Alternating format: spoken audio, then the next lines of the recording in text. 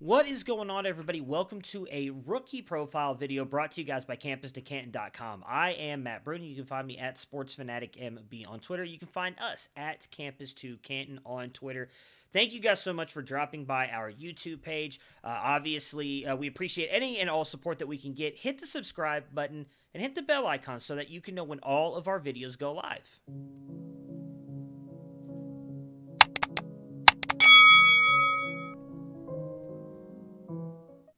After you do that, give us a like and comment below what you guys think about the quarterback that I'm about to break down, and that is Cincinnati Bearcats quarterback Desmond Ridder.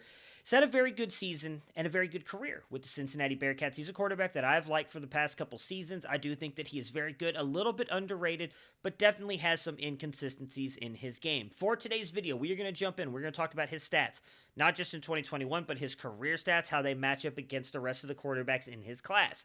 On top of that, we are going to do a dive into his advanced stats, look at how they compare favorably against this class and the previous classes. Last but not least, I'm going to show you guys some videos. I went back and watched 6 of his games, pulled some clips and some videos of some of the best plays that he has on tape, and then some of the worst things, and talk about what I do and don't like about his game, and finally give you guys my final evaluation on Desmond Ridder and where he sits in this class. So before we do that, let's jump into it. Let's look at Desmond Ridder's stats.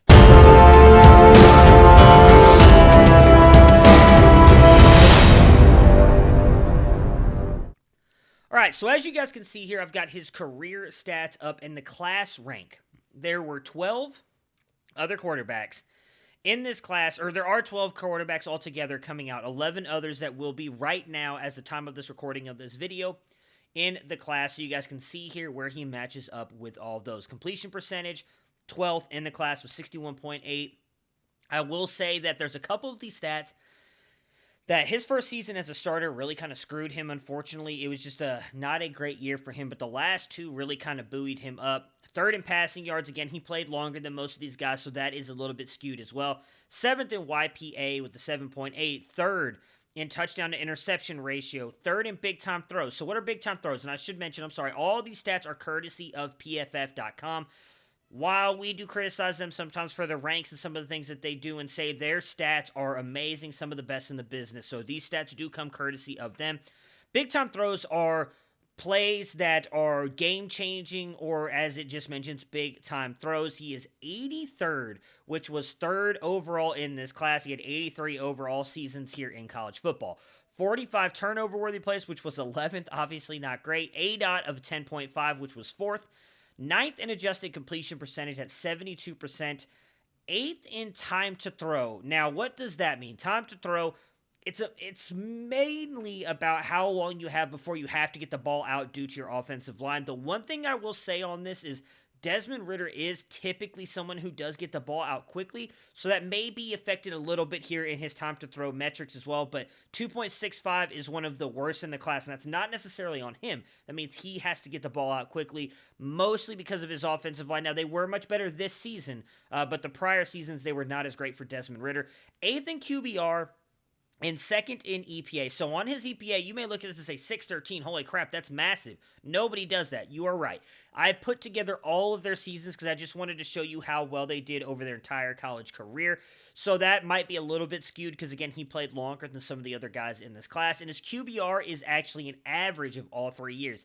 His would be higher, but his first year, again, as a starter really kind of brought him down here. So it dropped him to 65.1, which is 8th overall in this class. For those of you who don't know, QBR and EPA, from what I'm told from the analytics people that I talk to and the guys who are really good with numbers and stats, tell me that those two metrics alone are the most predictive when it comes to quarterbacks and their success in the NFL. I went back 13 draft classes and just kind of looked at guys who were successful, and all of them had at least 1 year with an 85 or above QBR. Some two. The two guys that made that list that weren't were Sam Darnold and however you feel about Baker Mayfield. If you think he's been successful, he was on that list as well. Ritter never got over that 85 mark, so he's going to be very interesting. He did break the threshold 1 year, and we are going to dive deeper into the QBR stuff here in a minute and compare that to not just his class, but the previous classes as well. So let's look really quick at his 2021 stats. So this year, he finished 38th in college in completion percentage with the 64.6, 14th in passing touchdowns with 30th, again, the big-time throws, 26, a 6.5 percentage of all of his throws were a big time throw. That was 19th in college. Turnover worthy plays. As I just mentioned, or maybe I did not mention, I don't remember, but turnover worthy plays, what are those? That is when you either throw a turnover or a ball that should have been a turnover, like maybe it hit the defender in the hands and he dropped it, but should have been a pick. He had 9 this season, which was 2% of his throws, 36th in college. A dot of 10.6, 36 as well. An adjusted completion percentage of 73.9, which was 48th. Time to throw, 2.48. That is not a lot, okay? So 129th in NCAA, there's 132 teams that are on this list. So there were only 3 quarterbacks who had less time to throw the ball. Now, again, that is skewed a little bit because Ritter does get the ball out quickly, but just to kind of show you like how quickly at times he was having to get the ball out. QBR this year was 71.9. That was 6th out of the 10 draft-eligible quarterbacks. Obviously, I just mentioned a minute ago there were 12. A couple of those guys did not pop up on that metric, so I couldn't rate, and I did not want to guess those. ESPN has a different one than other ones you can find online, so I went clearly with just what we have in our database, which we will show you in just a minute. He was 6th out of 10 there, and an EPA of 175 this year, which was also 6th out of the draftable quarterbacks.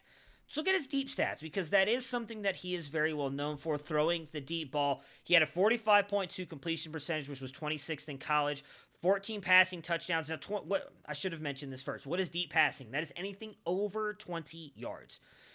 So his A dot, I'm going to skip down a little bit, as you can see on there, was 29.6, which was 83rd in NCAA, meaning anything over 20 yards, but he wasn't going much deeper than 20 yards on a lot of his deep passing because they only averaged 29.6 yards, so it was really almost 10 yards over that 20-yard mark.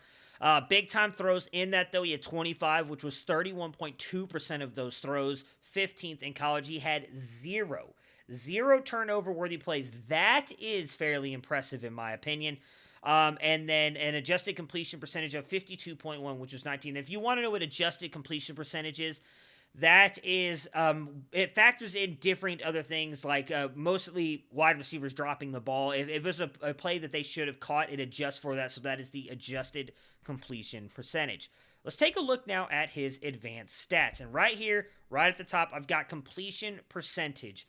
These graphs, you can find all of these at campustocanton.com. As you can see, right above me, we have a player metrics tool that measures this guy. You can go back almost a decade and compare him to any quarterback that you want. I just did this one on his teammates or classmates here in this QB class.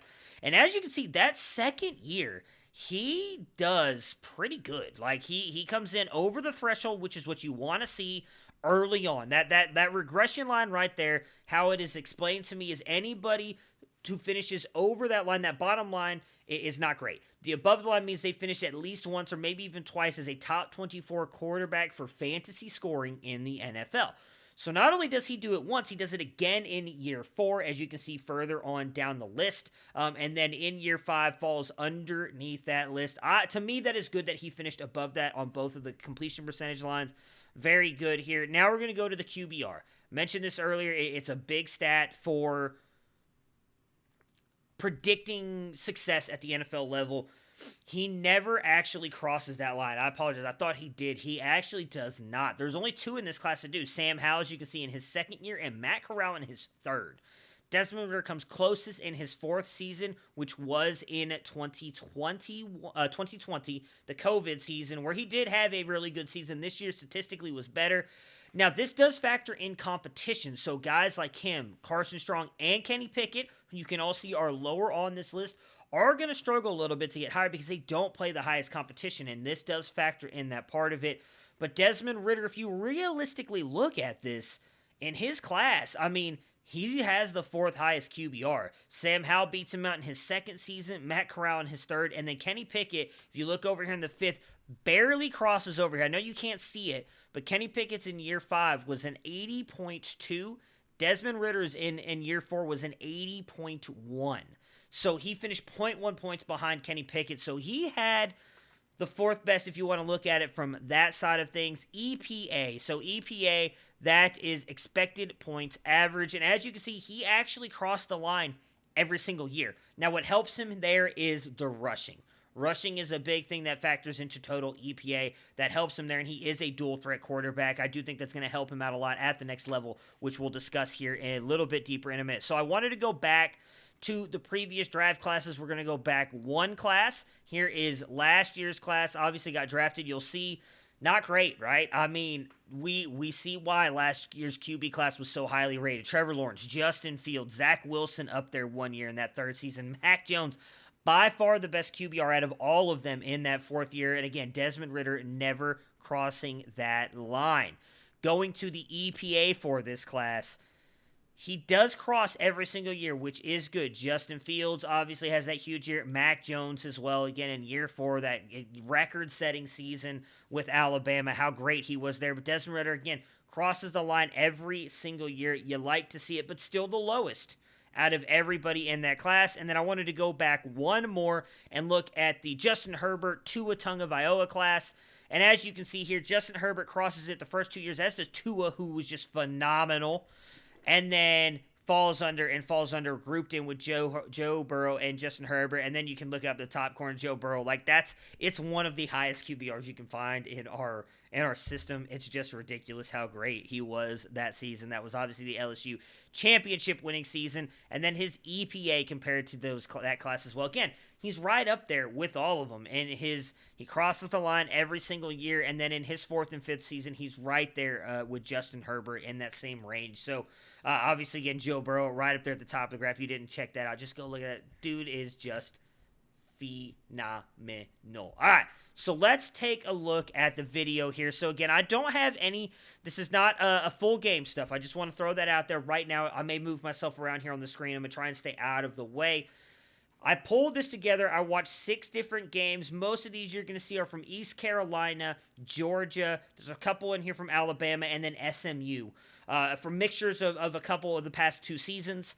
Went back and watched 6 different stuff. I just want to show you guys some plays that I think show what he is good at and what he is bad at. There's things that he can prove. And right here, I understand that's an easy throw to make. It is. It's not a hard pass. He just has to lob it up there. But we have seen quarterbacks miss on that stuff, so I did want to highlight that stuff because at times he is very accurate. This one is good for me as well. Hits his wide receiver. He does have to slow up a little bit, but still, in my opinion, it is a good pass for him. Good pass deep. Goes right into what we were talking about earlier. He does have that.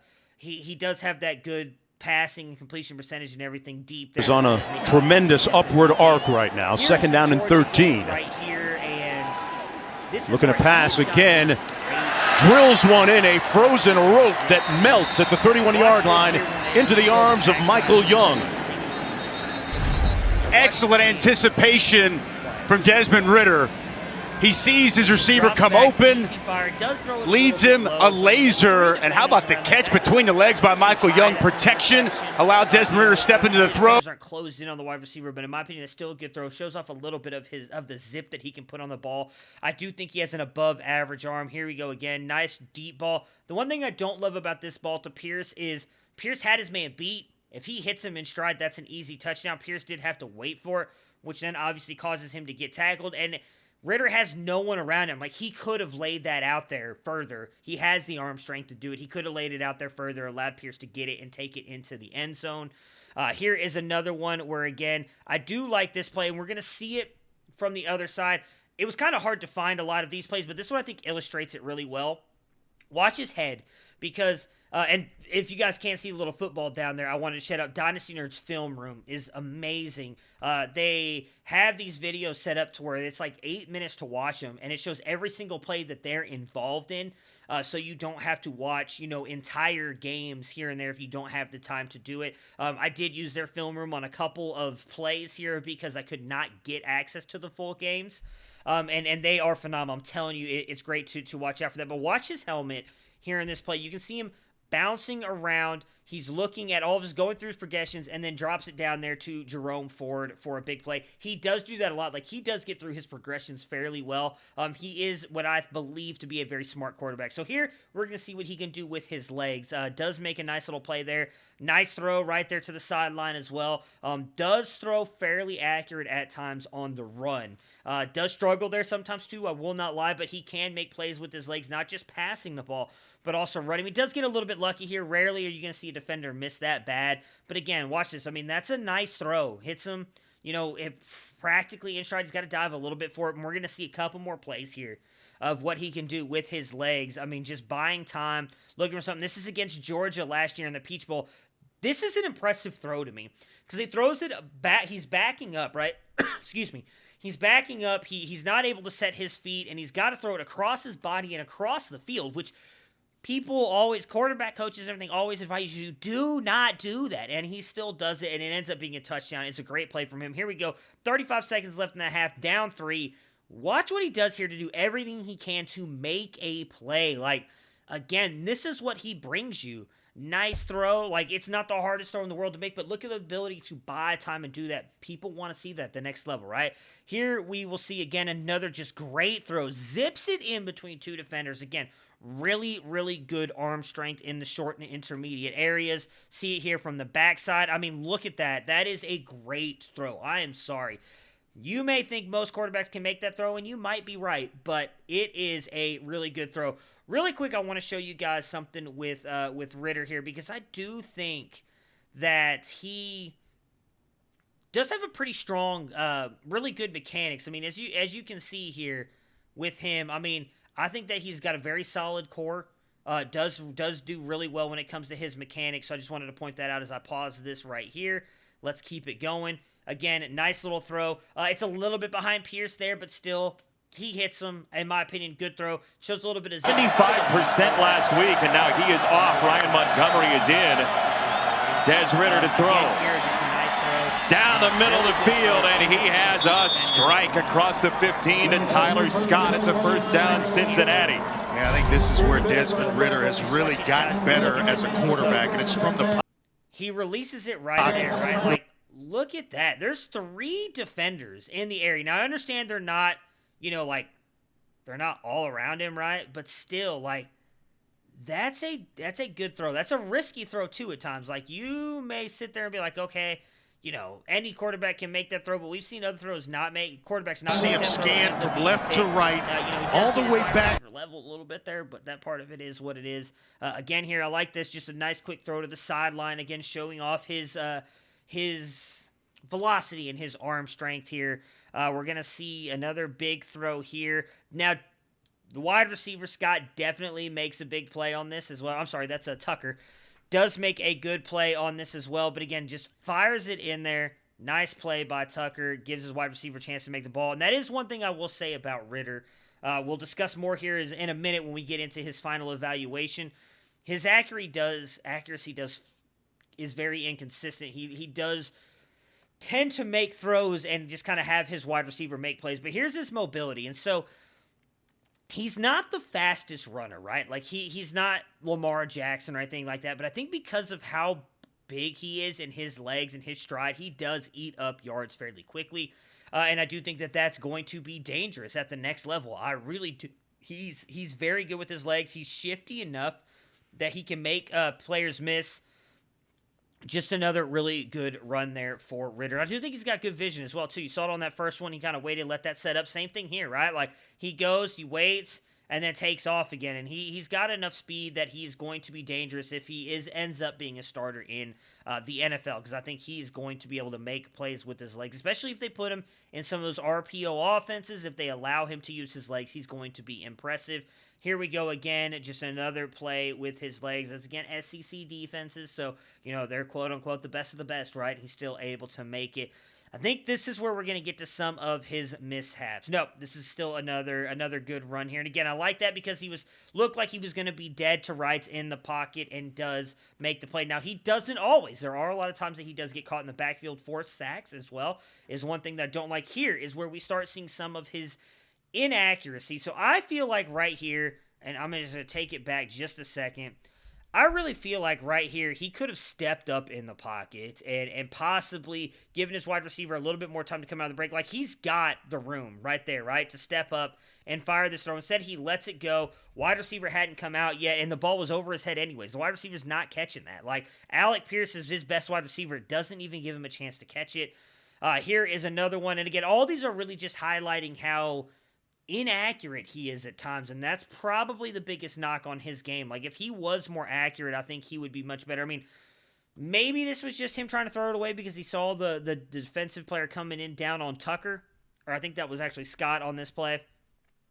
So he tries to just kind of throw it over his head, and then it ends up getting picked off. If it was just an actual pass, like, that was a really bad pass, and I understand that, you know, he does kind of throw it off his back leg a little bit here, jumping up, but that's just a really bad pass. You cannot miss your running back, wide receiver that bad. Like, that's bad. And again, that illustrates how bad he is. I shouldn't say bad, but how inaccurate he can be at times. Here's another one. This one's big for me because he had a clean pocket. Like, he, again, can step up. He can force his ball in here. He can make the throw. And what does he do? He overthrows his wide receiver. I mean, he's got the tight end Wiley. He's wide open. And he overthrows him, doesn't even give him a chance to make the ball. He does struggle with those throws. Those are those touch throws, right? Like, you don't need to fire that in there. Touch throw over the linebacker, over the defensive back. Allow Wiley to go get it. He had plenty of space to go get it. Ritter misses there. Not knowing when to do those touch throws is big. Same thing here. This one a little bit different. Pocket's definitely kind of getting pushed back on him just a little bit. Got the defender in his face, but still throws it. Has his receiver open. Misses him. Here we go again. This one.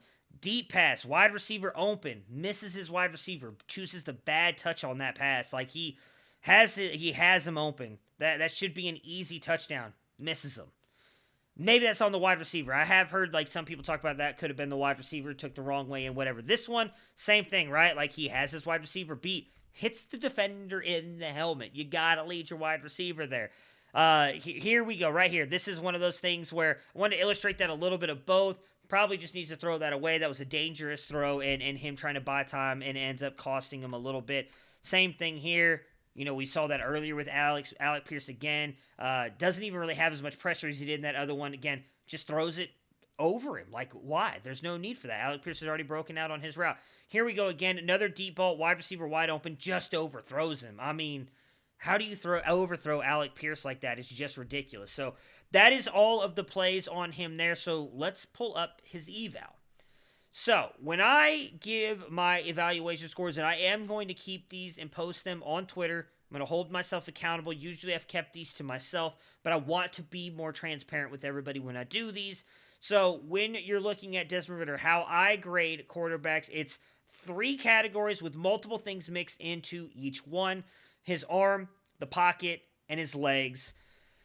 I grade on a 5 scale. So what does that mean when I say 5 scale? The highest you can get is a 5.0. Nobody has ever gotten a 5.0 on any category. The closest for me were Josh Allen and Patrick Mahomes in arm strength, both at 4. Well, to take that back, Allen was at 4.9 in college. Mahomes was a 4.8. I didn't think Mahomes had quite the arm that he has. I still think that they're practically, in my opinion at least, they are comparable in their arm strength. I know some people think Mahomes has the strongest. Some people think Josh Allen does. I don't think there's much of a difference in them. I think that they're fairly the same. So let's talk a little about Desmond Ritter's arm. Comes in at a 3.9 for me. His accuracy, as I just mentioned, he can be accurate at times, and he is extremely impressive when forcing the ball into those tight windows, but he does seem to struggle when placing the ball deep at times. More often than not, he throws it to a spot and has his wide receiver go get it more than trying to give it to, like we see those great quarterbacks with those deep throws that just like perfectly place it in stride or on that back shoulder. It really seems like at times if you're watching Ritter, he just kind of throws it and hopes his wide receiver is going to go get it. I don't love that. He tends to, when throwing sometimes at deep and misses inaccurately, it tends to be overthrown, underthrown, or it's just a flat miss. His arm strength, I do think he has a great arm. He displays great velocity on his throws to the short and intermediate area, and he can hit all 3 levels of the field, fairly easily. I don't think that's really a concern for me there. That's why he got a 4.2. 4.2 is good. Like, for me, 3.5 is about average. So you're going to see here I should say that's a little bit better than average. I even though 2.5 is half of 5, for me, I want my quarterbacks to come in at least 3. And that's what I consider kind of like, okay, you've got a shot to do something at the NFL level. And as you can see, a couple of these categories are fairly close to me. He didn't grade out quite as high as I thought he was going to, but he did do better in some. For the pocket manipulation. Ritter is decent in the pocket, whether it's stepping up or in the pocket or sliding to the outside. He does do a great job, in my opinion, of avoiding rush most of the time, and he can use his legs to avoid rushers and does typically keep his eyes downfield to make plays with his arms. He does have running plays, but most of the time those are called running plays. It does seem like when he rushes or moves to the outside, it is usually to try and make a play downfield. His poise. He is not afraid to stand in the pocket and take a big hit. I forgot to illustrate it on one of those plays, but there is one where he did miss a wide receiver deep, and he was getting hit right at the time he was throwing it. So he's not afraid to stay in there. However, when they played some of the better defenses, he did get the quote-unquote happy feet, which typically happened in those games like Georgia and Alabama, where they really kind of got him flustered. And you may say, okay, well, that makes sense. It was against Georgia, Alabama. That's the better competition. Those are the guys he's going to face in the NFL, though. So you've got to factor that in and think, okay, like, he's going to see those guys on a more consistent basis than he's going to see the guys from SMU and ECU. So you need him to be better against those teams. Though I do think he played better against Georgia in the first half. They really adjusted well in the second half and got him. And the Alabama game, I challenge you guys to go back, if you have time again, go to the Dynasty Nerds film room. They have it on there. It's like 7 minutes long. He played a lot better in that Alabama game than he gets credit for. His wide receivers had a lot of drops in crucial downs on that play. Now, he did have the 4 balls batted down at the line of scrimmage, which is not great. You don't want to see that. But his wide receivers dropped a lot of balls in crucial times in that game as well that I do think hurt him. Last but not least, his legs. Mobility. We saw it on the videos, right? He doesn't just have to make plays with his arm. He can burn defenders with his legs. He is a true dual-threat quarterback, in my opinion. He's elusive enough to avoid tackles, does display good vision when running, may not be the quickest rusher, but I do think his long stride helps him eat up yards. Last but not least, his mechanics. They have improved, in my opinion. Not a quarterback coach, never played quarterback, so it's just based on what I believe in some of the best quarterbacks' mechanics and what I've seen over the past couple years. I believe that he has improved every single season. When his feet are set and he has a clean pocket, his mechanics are solid, and he throws a nice ball with a quick release, and he can throw from multiple arm slots as well. I know you hear that in the quote, the key term there is when he can set his feet and there is a clean pocket. You're right. Not every quarterback gets that, and I do mention that. However, when he is hurried and his mechanics break down, he does tend to rush things. He throws off his toes, off his back foot, doesn't finish his throws, and could definitely work to improve there. You want to see him be a little bit better when things break down because it's not going to be perfect all the time. 100.5 is where my tier 3 starts, so he just crossed that threshold at 100.9. Just barely into a tier 2 QB grade. What is a tier 2 QB grade for me? All of those guys that I've had in the past, it's guys like, in my opinion, with Zach Wilson, Mac Jones, Tua Tagovailoa.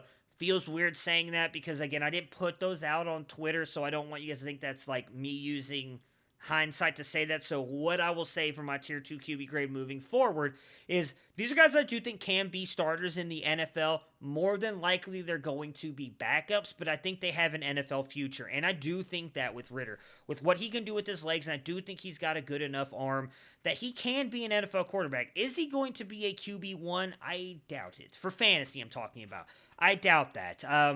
It would probably be a season where everything comes together correctly, and maybe landing spot will change things for him as well. He could develop a little bit more, and if he goes to a team that's willing to bet on him and help him, maybe he ends up outproducing this projection right here. But I do have him as a tier 2 grade, and I do really like him. I think that he is a really good quarterback. So, guys, thank you so much for checking out my Desmond Ridder profile video. I will continue to do these. I'm going to try and do all the quarterbacks first, and we'll move on to running backs and wide receivers and tight ends last. I'm going to knock out as many of these as I can before the NFL draft. Some of my compatriots over at CampusToCanton.com will help me out as well, I'm sure. Make sure to check out CampusToCanton.com. It is $2.99 a month, or $29.99 a year. You can use all those tools that I showed you earlier. We've got a ton of other stuff going on, ton of great projects coming up. You can jump in our Discord and talk with us as well. I'm telling you, it's the place to be. We appreciate every single one of you that support us. Again, give us a like on the video. Comment below. Do you think I'm way wrong on Desmond Ridder? Am I too high?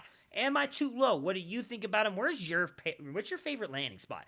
Tell me all that stuff because I really want to know, because I do, again, really like Desmond Ridder, and I think he does have an NFL future. Guys, thank you so much for checking this out. Talk to you guys again soon.